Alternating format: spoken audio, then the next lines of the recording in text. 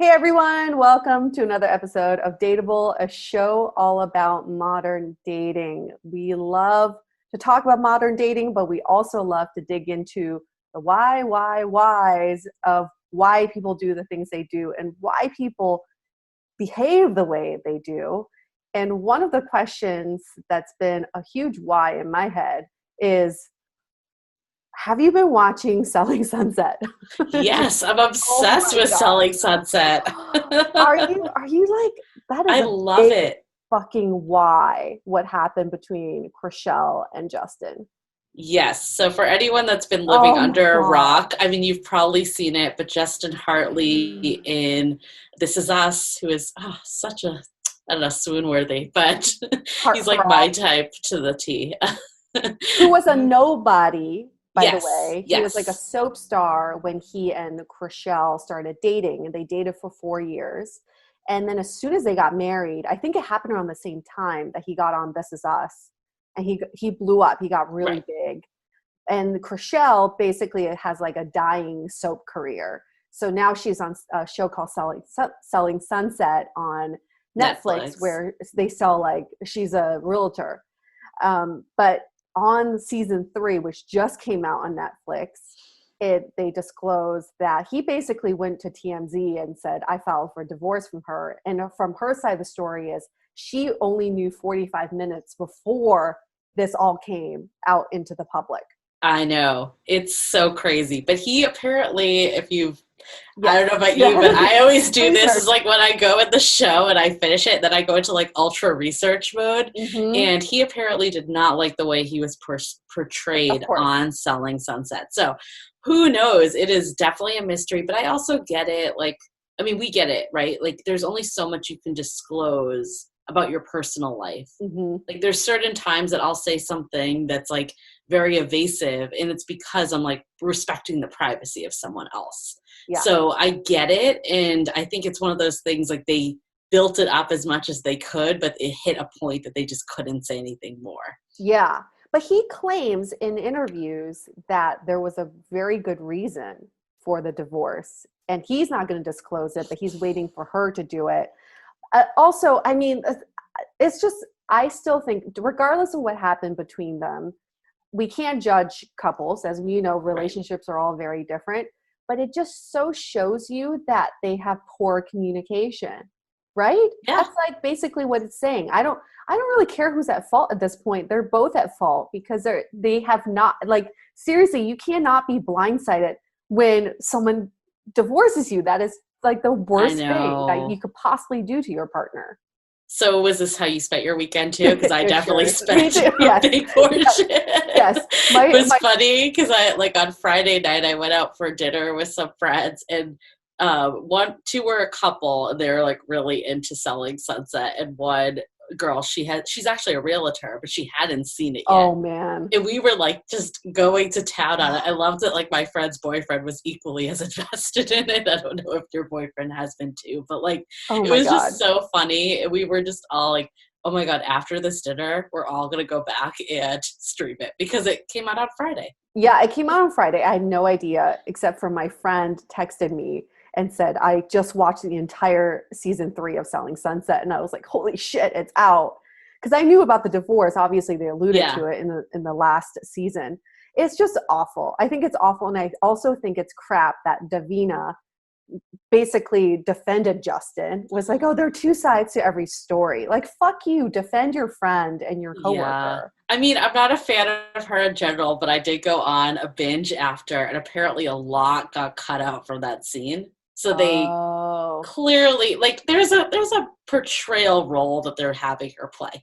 I'm not defending her. I don't love her, but I wonder how much of it's her versus like the character that they need her to be like the villain, right? that's true. Or the weirdo. I don't know. She's so weird. Apparently she's like in a super serious relationship. I've never seen them mention her boyfriend ever. I always thought like she was Ever. that one that placed judgment on everyone Hmm. else and didn't have anything going on in her life. So it's just hard to know with reality TV is reality TV for a reason. But yeah, This is what I think happened. I think when they first started the show, Davina was already working there. and everybody else was cast to be part of the show, because that's why they're all like blonde with big boobs. And Davina was like an actual person that worked there, employee.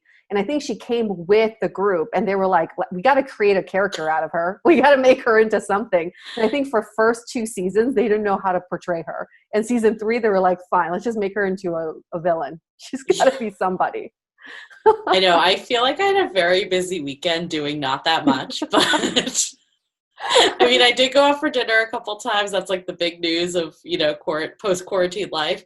But outside of Selling Sunset, I also needed to catch up on this dating app experiment. Yes, where have you been lately? I had a very busy week, and unfortunately I wasn't able to use Hinge as much as I would have liked in this week. So I basically had to cram it all in from Friday to Sunday. So I was in a lot of places. Yeah, do you want the rundown? And where did you start? Yeah, so where to even start?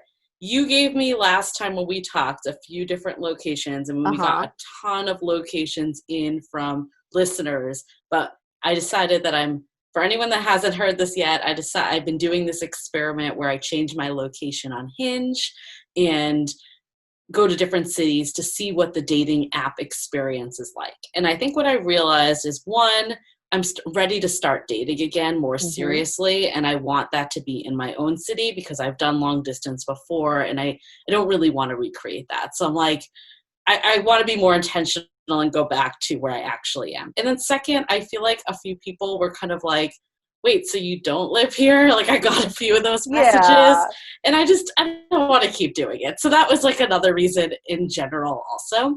So the few places we decided on was Calgary in Canada. That was the one that was really by one of our lovely Facebook members. Janice, we'll give you a shout out. She was like, Janice, you have to go to Calgary. So we put that one on the list. I also did Melbourne, which is one that you said for international. And actually one of the people that wrote to us on Instagram suggesting Melbourne hit us up and said, I'm so happy that Melbourne was picked. Can you also throw in Sydney? Because apparently they're back on lockdown. So I'm like, okay, I'll do both. So this is how the dating experiment spirals. And then I did Washington, D.C. that we talked about. And then I did a really quick layover in Miami. Okay, so all these places in 3 days. Yeah, but they all start to like merge together. Right. But one thing I do before I go into this week's results, one of the things last week that I mentioned was how attractive the men in Chicago were. And then no one reached out to me. And also how like much more Jewish or more Jews than I would have expected in Chicago, and less diverse than I would have expected. We actually had a listener write in that she used to live in Chicago. She lives in Connecticut now, and she had the same exact experience on Hinge, that all these guys would be there, and none of them would ever initiate or match with her. So she thought they were bots. I don't know. So I don't know if that's true. It might not be. Like, it's sample size of 2 now, but apparently someone else has also experienced this, so it's not just me. But she did say that Hinge apparently drew more of a Jewish crowd. She was also a fellow Jew. And she said it did not represent the diversity of Chicago like other dating apps. So I wanted to bring this in, to, give that background, but also there is a little bit of a bias on my experiment because I'm only in Hinge. Is the founder Jewish? Is he? No, I don't think so. Because usually the app reflects who the founder is.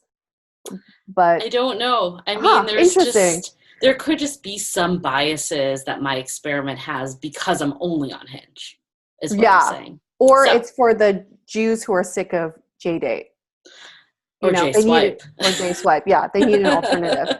Okay, so where did you start? Okay, so I went to Melbourne, and I love that I'm like, I went to Melbourne. I mean, I was on my couch on a Hinge in Melbourne.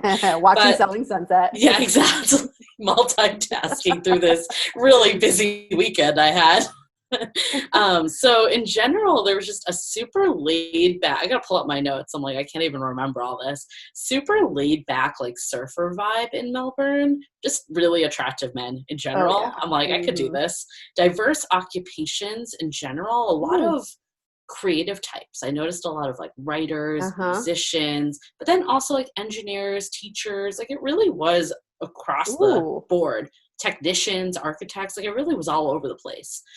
I found that it was like pretty much all white, like very little diversity in general. And so then I went to Sydney, and there was a lot more diversity in Sydney, like way more than Melbourne. And the hot tip that I got from the listener that hit us up on Instagram was to hit up Sydney because they went back into lockdown thinking that it would be very active. Right. And boy, was it active. I Really? feel like I mean, my Hinge is like up to like a few hundred people right now, like sending me messages. It's Holy like shit. crazy. I need to like let it simmer down for a couple days before I go back to SF because I don't even know where anyone's from anymore. That is great dating tip, is you find out what city is on lockdown and you just go there. Tons of activity. Like matches like blew up. And then in general, the guys were still very attractive. I feel like the occupations were more still diverse like Melbourne, but more office jobs, like slightly more of that. And then one of the things I noticed is that like the guys, because a lot of them did actually message me, and they were cheeky like I like in British guys, but a little more arrogant. Like there was like an arrogant vibe to the cheekiness, if that, like a lot of them were like, oh, lucky you matched with me, or like, like I don't know, like not like that, but just like there was like a joke about it. It wasn't serious. Like they would like throw it out, but it'd be, I don't know, I can't remember all the messages offhand, but they were, there was like a little arrogance thrown in, I guess. And do you like that? Not really. I like, because I feel like British men are almost like self-deprecating. Yes. And I like that a lot more. Okay. So, okay.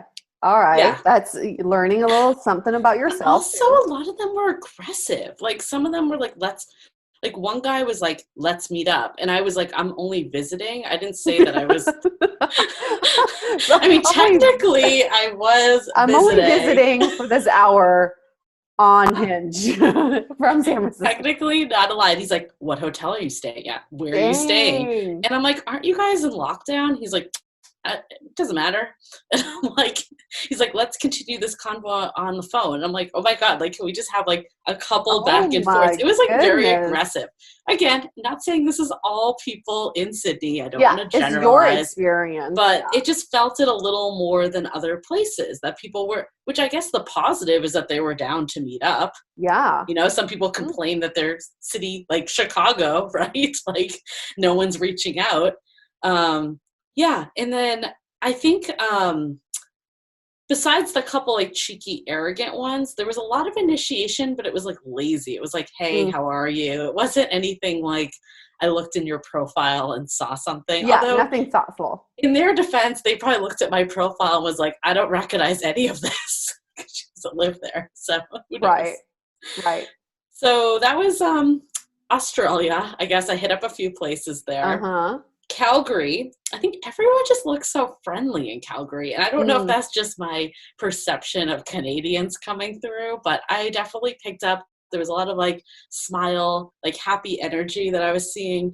A lot of outdoor shots, some hockey pics that also fell into stereotype. Sounds about right. I think at first I was getting this like all American vibe, which is kind of ironic because I was in Canada, but it was like what your stereotypical like American dude looks like. But then it started to get more diverse. Like I think Janice actually mentioned that Calgary was quite diverse for Canada. So it definitely, I saw that it wasn't all white men. And then I noticed a lot of not as many office jobs there, like a lot of people in like, I don't know, just like owners of their own businesses and stuff like that. And maybe it's because of universal health care, right? Like Canada has that as well. And I don't even know what the industry is in Calgary. No idea. No idea. Apparently it was all over the place. And the one thing that I was expecting from Janice's post is more cowboy boots, and I did not see that. So maybe I was not swiping long enough. You know, it's the way she's described Calgary, it sounds very southern to me. Yeah, The men are very traditional and they're like traditional gender roles and they're cowboys. You know, like this sounds like Texas. I could see the traditional from what I saw, but I Mm, did not see the cowboy boots. But maybe it was just the people I ended up swiping at, or maybe it's Hinge, maybe for yeah. whatever reason they're not going there as much. So then on to DC. A lot of Jewish lawyers liked me. That was like my type that I Mm, kept getting. that's my type. But then in general, it was mostly white and black, but like there were some other like races, but I would say it was predominantly those two out of Hmm. everywhere. Definitely more liberals than some of the other places I've been seeing. I still think SF might be more, like people might say that even more, but it was Yeah. definitely prominent there as well. Um, I mean, this isn't everyone, but I did notice more men with photos of their kids in profile pics Mm, there. okay. So also just in general, like where people worked, it was like not non-profit, public affairs, government, like all the Of stereotypical course, DC it's that's stuff. the industry. But what I really loved about DC, and I might actually, like, of all the places I've been, I might put this at the top because of this. People just seem really smart and introspective. Like, some of the answers Mm, in the profiles just seemed like really, like, on point. And I don't know, I noticed it was a noticeable difference than some of the other places. mm. And then That's interesting. yeah. Finally, the last rundown is Miami. So a The lot of layover. yeah, very quick stay here. A lot of Latino, Hispanic people from South America. A lot of Jews also. I don't know if I'm just like noticing Jews because I'm Mm. Jewish, but I did notice it. I guess South Florida does have that vibe also. People were just like very like suave, like they were attractive, but it wasn't my type. Like it was a lot of like I don't know. Also like a lot of like I'm gonna pose in front of a pool or ocean with my shirt Hmm. off type pics. Yeah, it just in general, people were very in shape, and then also a variety of occupations. A lot of chefs are people that own their own business. Like it felt very Mm. vague. I didn't know what anyone really did. Mm. Trust fund babies. Got it. No, own my own business. Or maybe TBD. there's something culturally there that you don't want to disclose it, especially if you are your own business owner, like because it's the internet. I don't know. Oh, I like to get to the bottom of this. Anybody dating in Miami, please let us know. What is this mystery of owning your own business and not disclosing what it is? So, did you get any messages, interesting messages from both DC and Miami that you felt were unique? To be honest, all the people started blending together by the end. Yeah. I think because I was doing it in too small of a time frame. And I just like haven't had time today to like look at where all these people are coming from. Nothing that's like stood out as a super interesting messages. A lot of just like, the basics of, hey there, how's your Sunday going? How are Mm. you coping with Oh, never mind. This guy asked me how I'm coping with this surprise rainstorm. I don't know. I Where? don't. No idea. Good question. Oh, it looks like he's in DC. Okay. So I don't know. Yeah, I mean, the norm. Nothing like there was no one that I was like, oh my God, I must respond to. But also, I admit, like, if I was in the place, I probably would have replied to both of those people. I think just some of it has to do with, yeah. Yeah, but you saw that in DC their profiles were more introspective, but their Yeah. messages weren't as well thought out. No, it's the same old. How are you doing? Same old bullshit. So, of the four places you went to, if you had to move to one of them, based on just your Hinge experience, where would you go? Um, I'd probably say DC. I Yeah. think that like matches my intellectual like the importance of intellectual connection the most for me. The men were definitely the most attractive in Melbourne or Melbourne. Sydney. Mm. Sydney, they were like a little too much for me. I What's think. too much?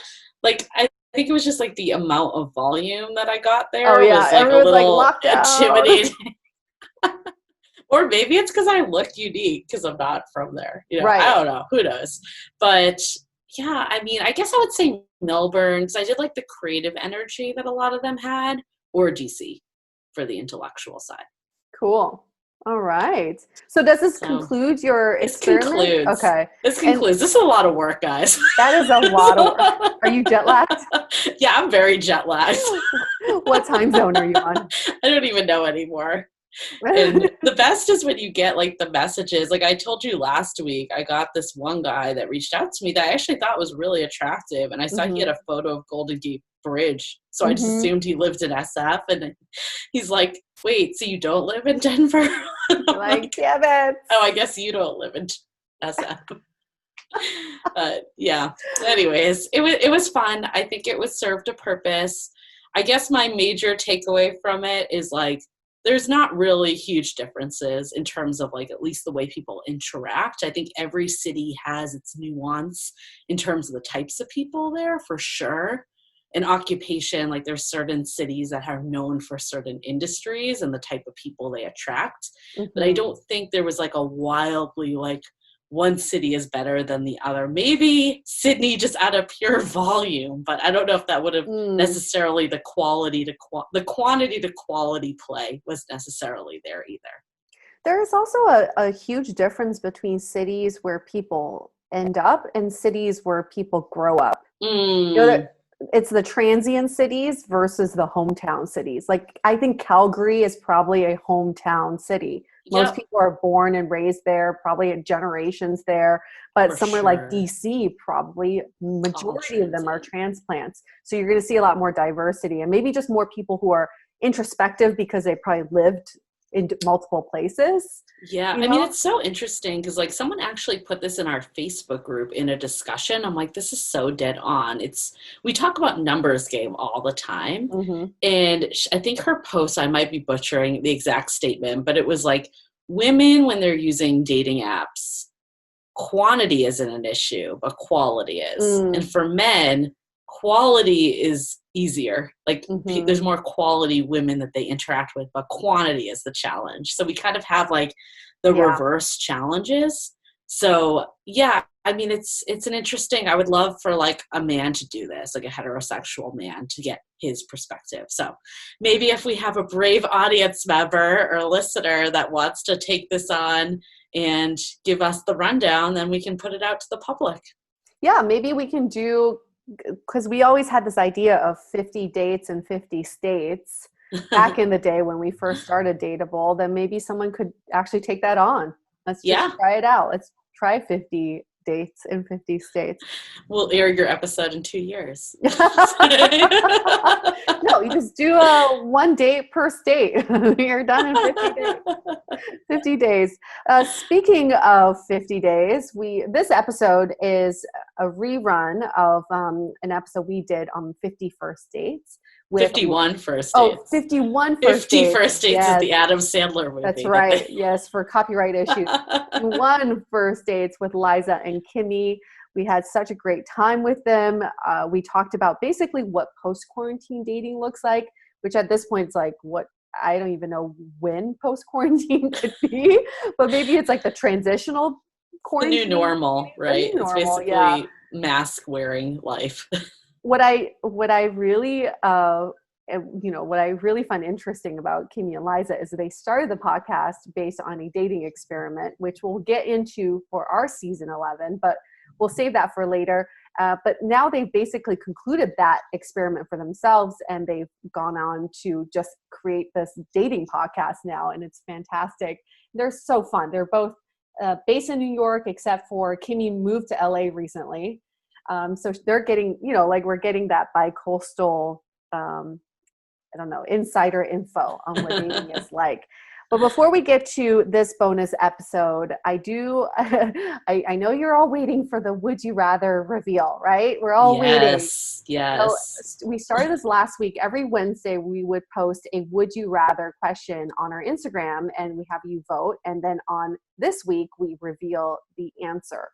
And last week, the question was, would you rather date someone who was like the stock market or who's like a savings account? stock market, meaning it's volatile, needs constant attention, but potential high returns, or savings account, which is like low maintenance, low returns, and doesn't need that much attention.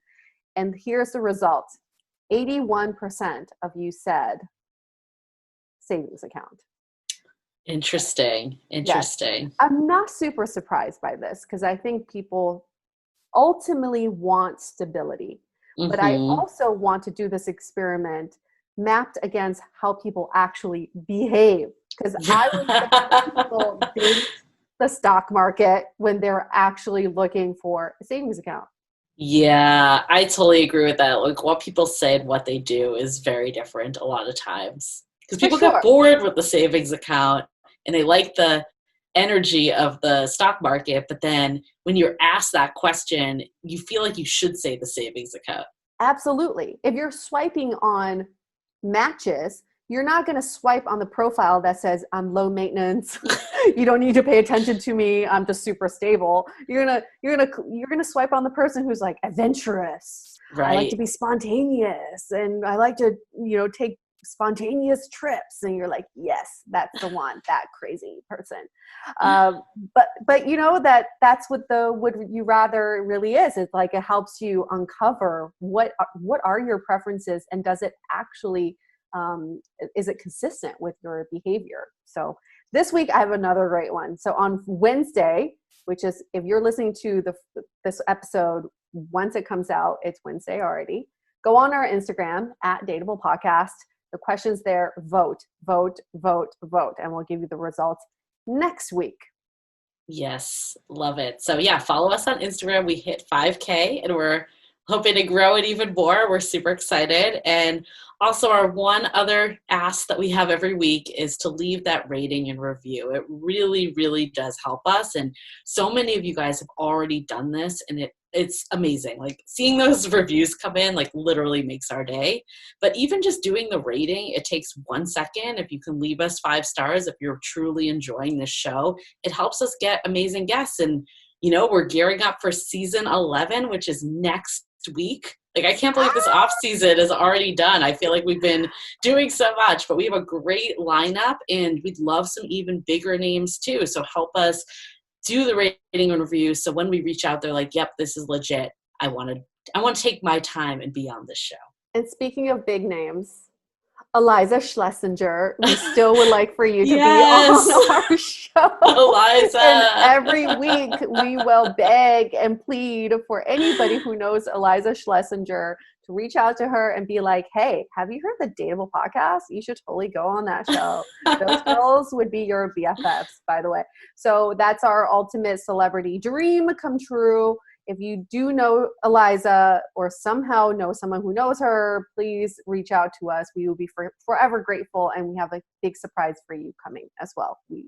We will give you a prize. Can I throw in like one more low-key guest that we're trying to get? Oh my that we'd gosh. Love? Can't have it all. Shan Boodram. If anyone knows and has a connection to her, she is a sexologist and just does has a book called Game of Desire. We would love to have her. So we've reached out to her, still awaiting that response. So if anyone has that connection, let's do it.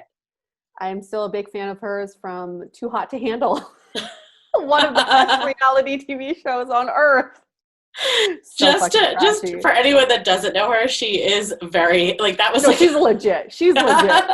She's probably like, why did I take that gig? But she is legit. Okay, shall we get to our episode? Let's do it with Liza and Kimmy. 51 First Dates.